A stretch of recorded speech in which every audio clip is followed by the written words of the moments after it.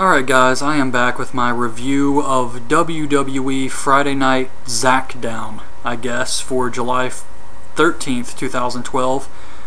My clock says 14th because this video was hell to get up. Not because of the uploading or anything, but I just had a crap load of problems happen tonight with my cable company, and it was just ridiculous. Basically, I DVR the shows a lot of the times. Actually, I try to watch it on YouTube, but I wasn't able to watch it early this week, so I was just going to watch it on TV. And my DVR has been acting up, so I was going to watch the show live, pause it when I had to, but I wanted to go ahead and record it just in case. So I try to record it, and then the channel goes black, and I can't watch it on TV. So I'm like, alright, fine, whatever, I'll get the DVR checked out tomorrow, I'll watch it on YouTube. Well, apparently my cable, the internet's acting up also. I could get online, I could answer comments and things like that, but when I would go to watch a YouTube video, I could watch like 5 seconds and then it had to load again. And then I could watch like 5 seconds and then it would have to load. It was just horrible, horrible problems, and I didn't know what else to do, so I figured, screw it, I'll try to watch the show anyway. And it eventually got a little bit better, but it was still giving me problems. I don't even know how fast I can get this uploaded. I don't even know when you guys are going to be watching this, because the way it is right now, my uploading is probably going to take all night just to get this video up. So yeah, it really, really sucked.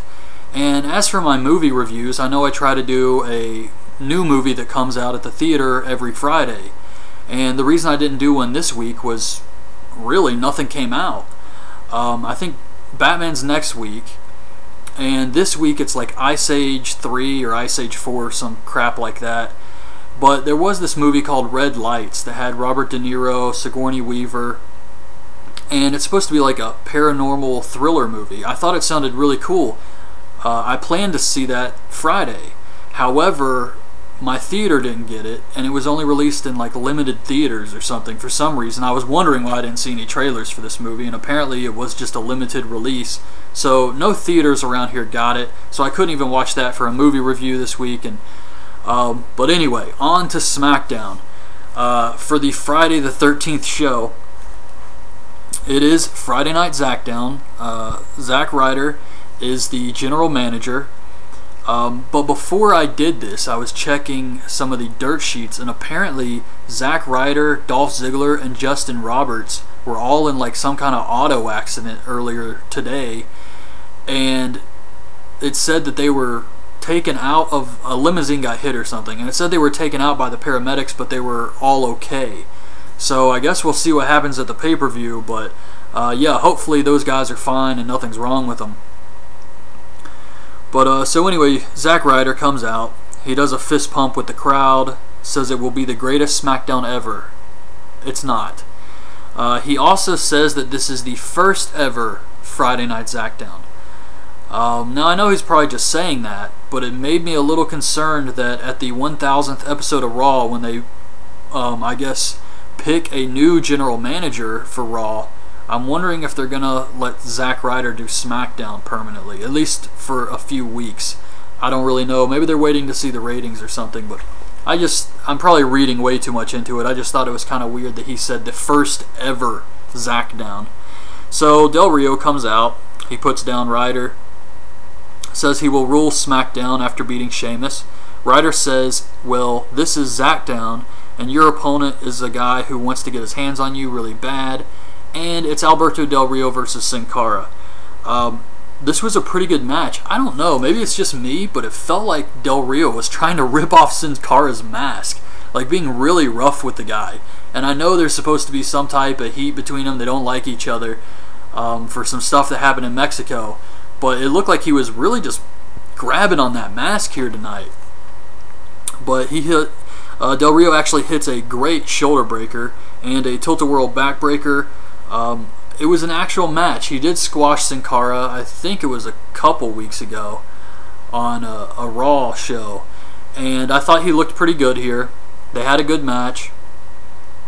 And Sin Cara eventually taps out to the armbar. So that was that. I thought it was okay. It was a decent opener. I kind of feel the show was just in between, a little average, probably below average to be honest with you, but after seeing that I was like, okay, we're off to a good start. And then we see John Cena, who wants you to tout him. What the hell is this? Apparently tout is some type of I guess like Twitter / YouTube. It's like where you send like little video clips or something. I don't really know. All I know is WWE is really going to start pushing this apparently on Raw and Smackdown shows where people send in their touts. This sounds completely stupid to me, but they said they played some type of tout from John Cena. He says he wants everybody to tout him, and they played some clips from fans. I don't know. Then we see backstage, Big Show tells Ryder that he should be the general manager. He's about to punch him, and the Great Khali shows up. Ryder says Khali is Show's opponent tonight. Khali does the woo woo woo, you know it. And then we get Primo versus Darren Young. This was okay. Darren Young looks strong here. However, Primo wins with a small package. But Darren looked like he dominated the entire match, and he only lost because he was caught off guard. That's what it looked like to me. And I still think the AW talking in kind of a microphone voice is a little awkward, but it's starting to grow on me more. I think it does kind of add to these primetime players matches, so that was alright. Another Raw moment is Edge retiring. Ryder is talking to Sheamus. Jericho comes up making fun of him, and Ryder makes it Sheamus versus Jericho for tonight. Then we get Christian and Santino versus Dolph Ziggler and Cody Rhodes. It wasn't bad, really. It's, I don't know. I guess I just didn't really care much for it. Just the whole Christian and Santino stuff. It's so sad. They're doing the whole... it's just stupid. But Ziggler beat Santino with the zigzag while Christian and Cody are fighting on the outside. So, just kind of average. And then we get the Big Show versus Great Khali. In another 5-star classic. This is the entire match. Big Show chops Khali. Khali chops Big Show. Big Show punches him in the head. Over. That was it. That was the entire match. And I'm fine with that. It's better that these matches are short, but at the same time, if this is all you can get out of Great Khali, why are you using him? If Vince is really just using this guy to let him make as much money as he can while he can, keep him in backstage segments. Because if that's all you can use him for is a chop and to take a punch, what's the point really? I mean, it doesn't make any sense to me. So then we get Tyler Rex with Kurt Hawkins versus Ryback. This is an actual match. I thought this was good stuff here. They have a match. Ryback wins, but it was still a match. And hopefully this is going to work to get him over. I still wouldn't mind seeing him maybe squash the jobbers, like the 3 jobbers at a time.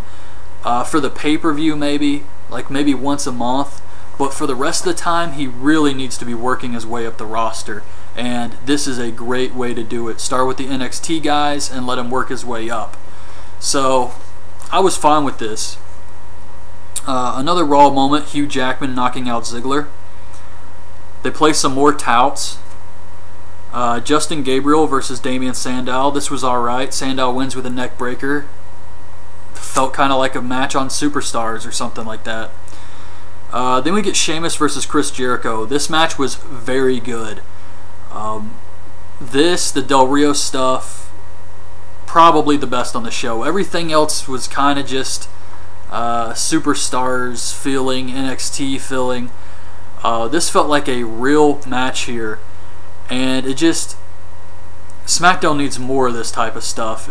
I don't really care for the other stuff, and that's why SmackDown is definitely the B show. I mean, it's just, you can't have... The wrestling can be good, but it's just the people don't care, and you can tell they don't care, and that's why they have to pump in noise. It's just not a good thing. But this match, you could tell the people were really into this, and for good reason. It was great. Sheamus goes for a shoulder block off the top rope and takes a code breaker right to the face. I thought he was going to get up and his eye was going to be swelled up, because, I mean, it looked like he just took 2 knees straight to the face here, and he still kicks out. He does win with the bro kick, and afterwards Del Rio's music hits. Car pulls up, Sheamus is distracted, he gets kicked by Del Rio, Del Rio puts him in the armbar over the ramp, and that was it. That was kind of like your go-home SmackDown. No Daniel Bryan, no CM Punk. So I was a little disappointed with that, but they did play the recap from Raw, a couple recaps from Raw, including the terrible Hornswoggle as general manager thing.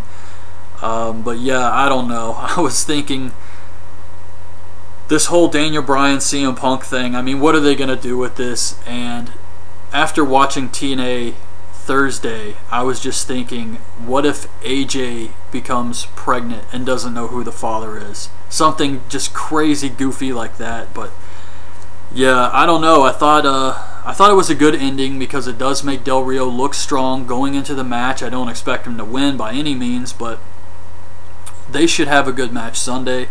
And the last thing we see is some type of commercial for a Storm Alert of a F5 Twister. This was beyond cheesy. This was very lame. And the guy, the weatherman, is looking at the screen and he's like, you can see it here. And it's a picture of Brock Lesnar. And he's like, it's the perfect storm. And this was a horrible advertisement. And then it says something about the path of Brock Lesnar leads to SummerSlam. Has he even said he was going to do the match? I mean, obviously he is. We all knew that months ago.